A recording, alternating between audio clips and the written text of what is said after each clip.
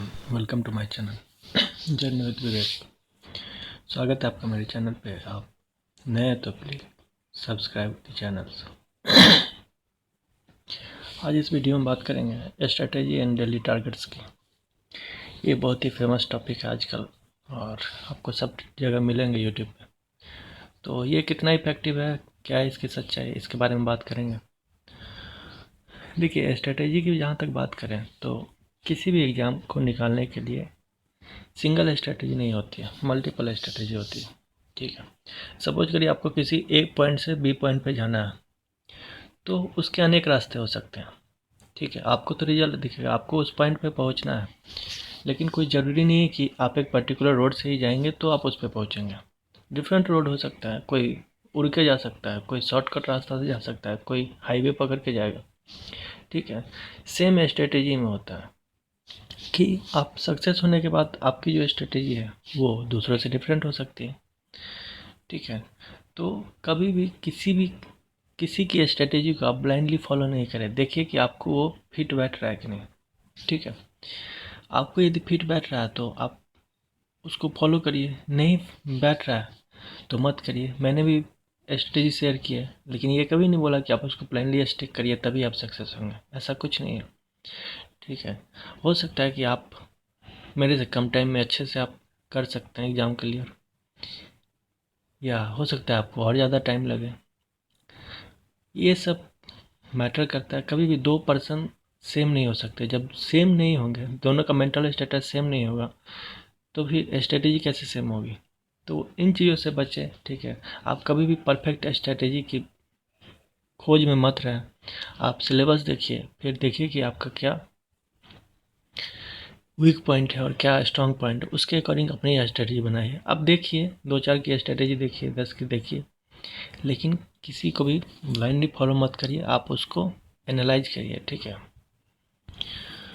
उसके बाद देखिए, डोंट कंपेयर सिचुएशन। आप कभी भी सिचुएशन को कंपेयर नहीं करिए। देखिए, होता क्या है ना कि सक्सेस होने के बाद यदि कोई बोलते हैं, ठीक है, कि मैं तो 10th में फेल हो गया था, तो वहाँ पे आप देखोगे कमेंट में बहुत लोग कमेंट करते हैं, सर मैंने भी 10th में फेल कर दिया था। इसका क्या मतलब है? आप कभी भी सिचुएशन कंपेयर नहीं करिए। मान लीजिए कोई 10th फेल कर गया और उसका यूपीएससी क्लियर हो गया, और मैंने भी 10th फेल किया, तो इसका ये मतलब नहीं है कि मेरा भी यूपीएससी क्लियर हो जाएगा। आप प्रेजेंट सिचुएशन को पास्ट के सिचुएशन से मत कंपेयर करिए। ये सब जगह होता है। ठीक है, कोई बोलेगा कि मैं बीए से था, मतलब बीएससी से था और ये एग्ज़ाम क्लियर किया, तो कमेंट में और करेंगे कि मैं भी बीए बीएससी से था। कोई बोलेगा मैं यहाँ इस स्टेट से था, तो सर मैं भी इस स्टेट से हूँ। इस सब का कोई मतलब नहीं होता है सक्सेस से। ठीक है, कभी कभी हंसी भी आती है, देखता था मैं भी कमेंट्स, तो लगता है कि ठीक है, मतलब इस तरह से। तो ऐसा कुछ नहीं है कि आप सिचुएशन कभी भी ये नहीं करिए। ठीक है, अब उसका पास्ट और आपका पास्ट मान लीजिए सेम था, तो इसका ये मतलब नहीं है कि फ्यूचर भी सेम होगा। ठीक है, अब जितने भी बिलियनियर्स हैं उनके देखिए, उनके पास्ट कभी अच्छे नहीं थे, लेकिन फ्यूचर उनके प्रेजेंट पे डिपेंड करते हैं। ठीक है, आप प्रेजेंट में कितना अच्छे से कर रहे हैं उस पर डिपेंड करता है। तो आप अपनी स्ट्रेंथ को पहचानिए। ठीक है, दूसरे से कभी भी कंपेयर मत करिए, उससे आपको प्रॉब्लम्स ही होगी, अच्छा ही नहीं मिलेगा। ठीक है, उसके बाद चलिए अब मोस्ट वांटेड बात करते हैं, डेली टारगेट्स की। अभी थोड़ा सा ये लाइमलाइट में है ये टॉपिक कि daily targets for this exam, daily targets for this exam. अब आप एक बात बताइए हमको, कभी आप मान लीजिए मेडिकल डॉक्टर के पास गए हैं और आपको मान लीजिए कुछ दिक्कत है, कोई परेशानी है, तो आपको दवाई लेना पड़ेगा। तो आपने कभी ये बोला है डॉक्टर को, जब आपकी मान लीजिए आप गए डॉक्टर के पास, आपकी बारी आई, तो आपने कभी ऐसा बोला है कि सर आपने जो अगले वाले को दवाई दी है वही दवाई मुझे दे दो? ऐसा तो आपने नहीं बोला। यदि मान लीजिए सेम होता तो आप सेम दवाई ले लेते, बोलते आगे वाले को जो दी वही दे दो। लेकिन ऐसा तो नहीं होता। सेम केस यहाँ पे है। ठीक है, डेली टारगेट्स की बात करें, मान लीजिए कि हम दे दिए आपको कि ये आप टारगेट करिए। अब आप मान लीजिए कि आपका कुछ पॉइंट उसमें अच्छा है, कुछ पॉइंट वीक है, तो आपका जो वीक पॉइंट है आप उस पर ज़्यादा टाइम देंगे ना। आपका जो स्ट्रॉन्ग पॉइंट है उसको ऑलरेडी स्ट्रॉन्ग करके क्या करेंगे।